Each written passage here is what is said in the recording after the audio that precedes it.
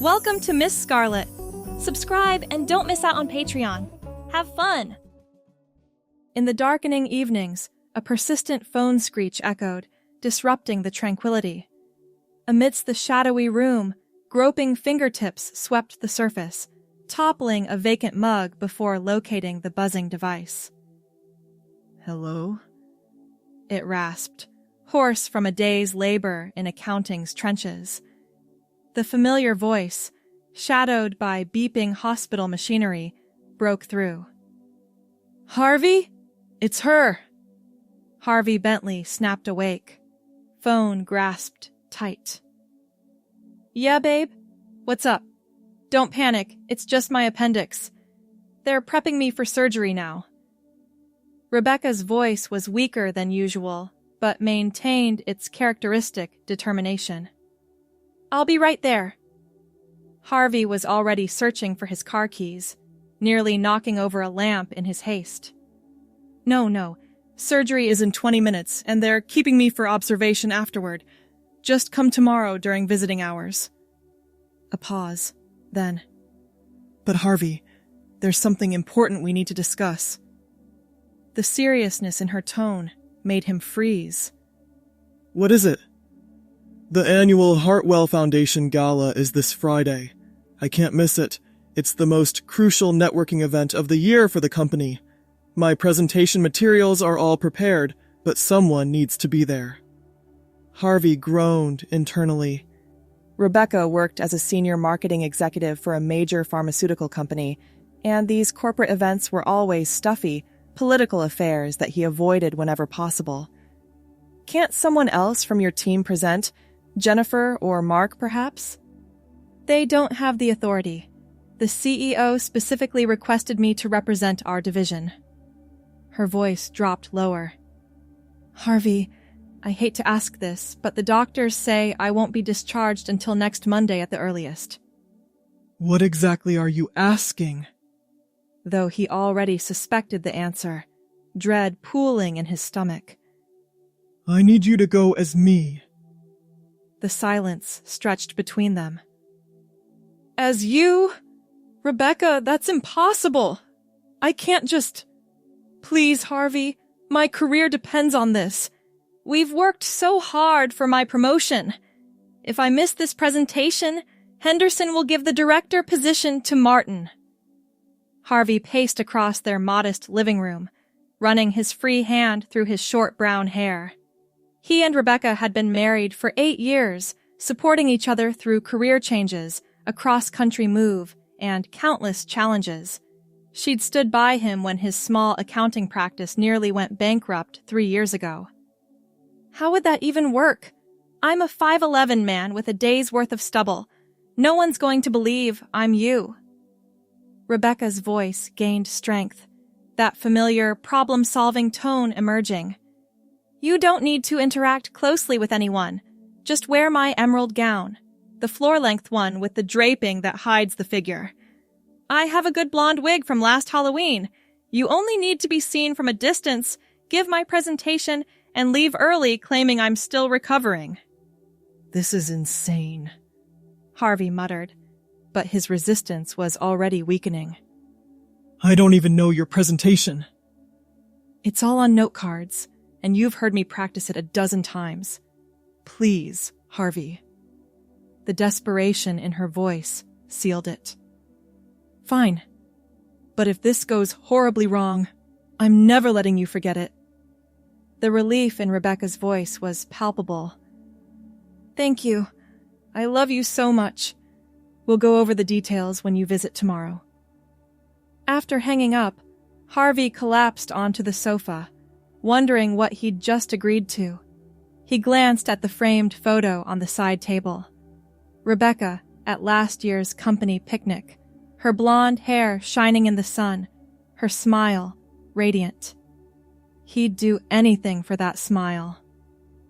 The hospital room was too bright, the fluorescent lights harsh against the sterile white walls.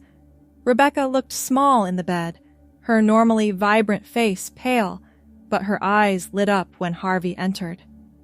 "My hero," she said with a weak smile. How are you feeling? He leaned down to kiss her forehead, noting the IV in her arm. Like someone ripped out an organ, but the doctors say everything went well. She pushed herself up slightly. Now, about Friday, I've already called my assistant to drop off everything you'll need. Harvey sat on the edge of the bed. I still think this is a terrible idea. It's not ideal, she admitted. But we don't have many options. The presentation is 10 minutes, then you just need to be visible during the dinner and first round of speeches. No one will expect close conversations. Everyone knows I had surgery. A nurse entered with medication, and they paused their scheming. After she left, Rebecca continued in a lower voice. My assistant Christine knows the situation. She'll run interference and help you navigate. Just don't talk to my boss Martin for more than 30 seconds. He's the only one who might see through the disguise. Harvey shook his head. I can't believe I'm even considering this.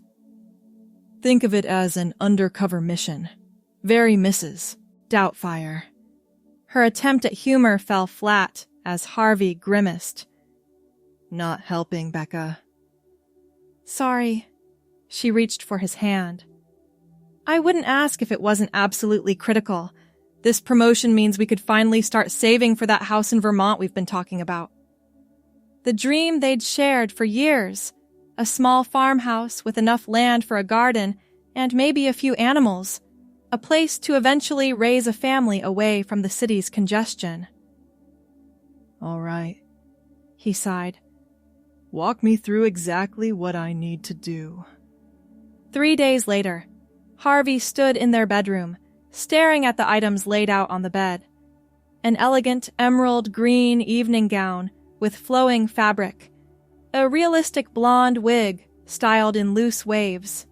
Silver heels, thankfully with a modest height. A matching clutch purse, and a small makeup kit. Christine had dropped everything off along with detailed instructions from Rebecca. There was even a pair of silicone breast forms that made Harvey's face heat up just looking at them. His phone chimed with a text from Rebecca. Don't forget to shave everything. Love you, you're my hero! After a long, thorough shaving session that left his skin feeling unnervingly smooth, Harvey began the awkward process of transformation. The silicone forms adhered to his chest with special adhesive, creating a convincing bust line under the dress. The shapewear smoothed his masculine lines into more feminine curves. The dress itself was a marvel of engineering, structured enough to create a feminine silhouette, while the draping fabric disguised his broader shoulders and narrower hips. The emerald color was rich against his skin, which he'd carefully applied foundation to, following a YouTube tutorial Rebecca had sent him. The wig was the final touch, the blonde waves framing his face in a way that softened his jawline. Standing before the full-length mirror, Harvey barely recognized himself. With the subtle makeup, the dress, and the wig, he looked not exactly like Rebecca, but like someone who could possibly be mistaken for her from a distance in a dimly lit ballroom. He awkwardly practiced walking in the heels for an hour before the car Rebecca had arranged arrived. Taking a deep breath, he gathered the presentation materials and clutch, then headed downstairs. The driver gave him a courteous nod. Mrs. Bentley? Harvey nodded, keeping his eyes down and using the higher voice he'd been practicing. Yes, thank you. The ride to the luxury hotel hosting the gala was mercifully quick. Christine was waiting in the lobby, as promised, her eyes widening slightly as Harvey approached. Wow, she whispered. This might actually work. You look amazing. The dress is perfect. I feel ridiculous, Harvey murmured, still unused to hearing his voice in this higher register. Well, you don't look it. Remember, confidence is key. She handed him a lanyard with Rebecca's credentials. Your presentation is at 7:30 before dinner. Just read from the cards, click through the slides, and you're done. I'll stay nearby all evening. The ballroom was already filling with pharmaceutical executives in formal attire. Crystal chandeliers cast a flattering glow over everything, making Harvey grateful for the forgiving lighting. He kept to the periphery, smiling politely when anyone looked his way, but avoiding direct conversations. A few of Rebecca's acquaintances nodded to him from across the room. One woman approached, expressing sympathy about the appendectomy, but Christine swiftly intervened, explaining that Rebecca was on strict doctor's orders to rest her voice. The presentation itself went better than expected. Harvey had heard Rebecca practice so often that he could mimic her cadence and emphasis. The notes were comprehensive, and the audiovisual team had everything set up perfectly. He stood behind the podium, which concealed much of his body, and delivered the 10-minute presentation on their company's new research initiatives with only a few nervous stumbles. When he finished, there was enthusiastic applause. He nodded graciously and made his way back to a side table where Christine was waiting. "That was brilliant," she whispered. "Now we just need to get through dinner and the first round of speeches. Then you can make your escape." Throughout dinner, Harvey was surprised by how many compliments he received on her appearance. Several women asked about the emerald dress, admiring how it flowed elegantly when he moved. One executive's wife even commented on his silver accessories, saying they complemented the gown perfectly. "You always have such impeccable taste, Rebecca," the woman said. "Even fresh out of the hospital, you managed to look stunning." Harvey offered a demure smile, murmuring a thank you while keeping his voice soft and limited. Each compliment sent an odd flutter through him. Not exactly discomfort, but something unfamiliar and strangely validating. After the CEO's speech, Christine gave him the signal. Harvey made his excuses about needing rest after surgery, and they slipped out to the waiting car. Once inside, Harvey exhaled deeply, tension draining from his shoulders. "I can't believe we pulled that off." "You were amazing," Christine said. "Truly, Rebecca is going to be thrilled." Later that night, after carefully removing the dress, wig, and makeup, Harvey called Rebecca to report their success. "You're a lifesaver," she said, her voice warm with gratitude. "Christine said you were perfect, that no one suspected a thing." "It was terrifying," Harvey admitted, "but also interesting." "Interesting how?" He paused, unsure how to articulate the strange sensation he'd experienced. "I don't know. People were so nice. Different than how they treat me as, well, me." Rebecca laughed softly. "Welcome to being a woman in a nice dress. We're treated like fine china, admired but not always taken seriously." It wasn't just that, Harvey said slowly. "It felt like playing a role in a play, but also somehow not entirely foreign." He immediately regretted saying it, worried how it might sound. But Rebecca only hummed thoughtfully. "Well, you've always been sensitive and perceptive. Maybe you accessed your feminine side for the night." "Maybe," he agreed, relieved by her casual response. "Anyway, mission accomplished. Your job is safe." "Thank you, love. Get some rest. I'll see you tomorrow." After hanging up, Harvey found himself drawn back to the bedroom, where the emerald dress now hung on the closet door. He ran his fingers along the silky fabric, remembering the way it had felt against his freshly shaved skin, the way it had moved when he walked. Then he firmly closed the closet door and went to bed. Over the next few days, Harvey visited Rebecca regularly at the hospital, while keeping their home running smoothly. But in quiet moments, his mind kept returning to the night of the gala. He found himself thinking about the compliments, the way people had looked at him with admiration, the strange sense of rightness he'd felt in certain moments. His fingers itched to touch the emerald dress again, to experience that sensation once more. 4 days after the gala, alone in the house with Rebecca still hospitalized, Harvey finally gave in to the urge.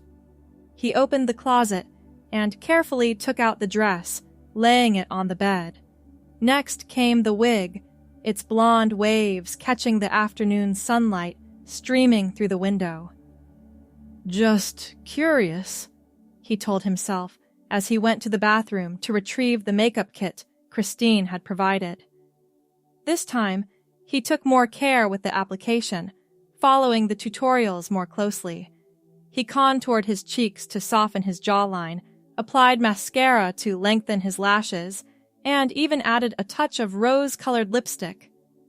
The silicone forms felt less alien against his chest now, and he adjusted them with more confidence. The shapewear smoothed his body into feminine curves that looked increasingly natural to his eye. When the emerald dress finally slipped over his head, settling against his body in a whisper of expensive fabric, something inside him seemed to click into place. He carefully positioned the blonde wig, adjusting it until it framed his face just right. The woman who stared back from the mirror was still not Rebecca. The features were his own, though softened by makeup and framed by blonde waves. But she wasn't entirely Harvey either. She was someone new. "Elena," he whispered to his reflection, the name coming from nowhere. It felt right on his lips, like a key turning in a lock he hadn't known existed. For the next 2 hours, Elena, practiced walking in the heels, perfecting a more feminine gait. She tried different poses in front of the mirror, amazed at how the right posture completely transformed her appearance. When she smiled, the person in the mirror smiled back, a genuine, unforced expression that reached her eyes in a way Harvey's smiles rarely did. The sound of his phone broke the spell. It was Rebecca, calling to tell him that the doctors were pleased with her recovery and she might be discharged earlier than expected, possibly even Sunday instead of Monday. "That's wonderful news," he said, voice returning to its normal register, though he remained dressed in the emerald gown. "How are you holding up?" Rebecca asked. "Not too bored without me?" Guilt flooded through him as he glanced at his reflection. "Just keeping busy. The usual stuff." After they hung up, Harvey carefully removed the dress, wig, and makeup, returning everything to its proper place. But as he showered away the last traces of Elena, he couldn't shake the feeling that something fundamental had shifted inside him.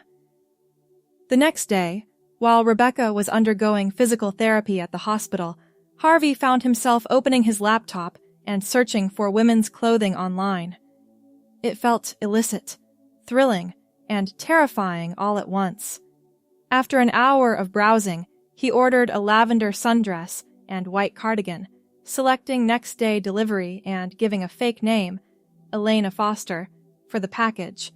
He also ordered a beginner's makeup kit and a book on feminizing techniques for crossdressers, using a private browsing window that wouldn't save his search history. When the package arrived the following afternoon, Harvey hid it in the guest room closet behind some old winter coats. Rebecca was coming home tomorrow, and he needed to be careful. Sunday brought Rebecca's return, and Harvey was genuinely overjoyed to have her home. He fussed over her comfort, prepared her favorite meals, and made sure she took her medication on schedule. But beneath his attentive care lurked a secret that made his heart race whenever he passed the guest room. That night, with Rebecca asleep early thanks to her pain medication, Harvey silently crept to the guest room. He opened the hidden package with trembling fingers, pulling out the lavender sundress. The fabric was lighter than the formal gown, designed for casual summer wear, with delicate straps and a flowing skirt that would end just below the knee. He slipped into the bathroom with his treasures, applying makeup with greater skill this time, having studied techniques online during his lunch breaks. The blonde wig transformed his appearance as before, but it was the sundress that made his breath catch. It draped perfectly over his body, the lavender color bringing out warmth in his complexion that he'd never noticed before. The white cardigan completed the outfit, its soft fabric providing coverage for his broader shoulders, while adding a feminine touch. Standing before the mirror, Elena looked back at him. Not a man in women's clothing, but a woman with gentle eyes and a tentative smile. Harvey spent an hour in this form before reluctantly changing back, knowing he needed to be beside Rebecca if she woke needing medication. As he carefully hid the clothing and wig, he made a promise to Elena that this wouldn't be the last time she emerged. Over the following weeks, Harvey developed a careful routine. When Rebecca worked late or attended evening functions, Elena would appear in the privacy of their home. He purchased more clothing, a navy blue pencil skirt with a cream blouse, a casual red dress perfect for weekend errands, comfortable flats for everyday wear, and even a modest burgundy evening gown for the imaginary special occasions Elena might someday attend. Each item was carefully hidden in a locked chest in the back of the guest room closet, the key kept in Harvey's work bag. He created a separate email address for Elena and subscribed to fashion blogs and makeup tutorials, absorbing information like a sponge. As the weeks became months, Harvey noticed subtle changes in himself, even when he wasn't dressed as Elena. His posture improved. He became more attentive to color and aesthetics. He listened more carefully in conversations. When Rebecca commented on these changes, he attributed them to turning 40 next year, a milestone that had him reconsidering how he presented himself to the world. Then came the invitation to Rebecca's company Christmas party. As they discussed the event over dinner, Rebecca casually mentioned, "You know, I never properly thanked you for saving my career at the gala. My presentation was a huge hit. Henderson mentioned it again just yesterday." Harvey nodded, focusing on his pasta to hide the flush creeping up his neck at the memory. "What would you think about a couple's costume for the Christmas party?" Rebecca continued. "Something fun. The theme is silver and gold." "Sounds nice," Harvey replied, though formal events usually bored him. Rebecca set down her fork, studying him with curious eyes. "You're different lately. More present. I like it." He met her gaze, wondering how much she perceived. "Just trying to be a better partner." "Well, it's working." She smiled, then added, "Actually, I have a confession." His heart stuttered. "What's that?" "After the gala, Christine showed me a few photos someone took during your presentation. You looked..." She paused, seeming to search for the right word. "Beautiful. That emerald dress has never looked that good on me." Harvey froze, unsure how to respond. It was just the lighting." Rebecca reached across the table, taking his hand. "It wasn't just the dress. There was something in your expression, a kind of glow. I've been thinking about it ever since." The silence stretched between them, heavy with unspoken truths. Finally, Harvey gathered his courage. "Rebecca, there's something I need to tell you." Her hand tightened on his. "I know, Harvey." He blinked in confusion. "You know?" "The guest room closet isn't as good a hiding place as you might think. I was looking for my winter boots last week." Harvey's world tilted sideways. She had seen Elena's clothes. She knew. Panic rose in his throat. "I can explain. You don't have to," Rebecca interrupted gently. "I've had some time to think about this. About you. About us." She took a deep breath. "I want you to know that I love you. All of you. Including the parts you've been hiding." Tears pricked at Harvey's eyes. "You're not upset?" "I was surprised," she admitted. "But then I remembered how you looked in that emerald dress, and suddenly things made sense. You've always been different from other men I've known. More intuitive, more emotionally intelligent." She squeezed his hand. "Is this why you've seemed happier lately? More at peace?" Harvey nodded, unable to speak past the lump in his throat. "Do you have a name? When you're... her?" "Elena," he whispered. Rebecca smiled. "Elena. It's beautiful." She paused. Would you like to introduce me to her sometime?" The question hung in the air between them, offering possibility, acceptance, and a new beginning. "I would like that very much," Harvey finally said, his voice steady despite the tears now flowing freely. "She's been wanting to meet you." The night of the Christmas party arrived, and the bedroom was charged with nervous energy. Rebecca wore a stunning gold sequined gown that caught the light with every movement. Her blonde hair swept up in an elegant updo. Beside her, Elena admired her own reflection in the silver cocktail dress they had chosen together. A sophisticated sheath with delicate beading that complemented Rebecca's gold perfectly. Her blonde wig was styled in loose waves that framed her face, and her makeup was subtle but effective, emphasizing her best features. "You look incredible," Rebecca said, adjusting Elena's necklace. "Silver is definitely your color."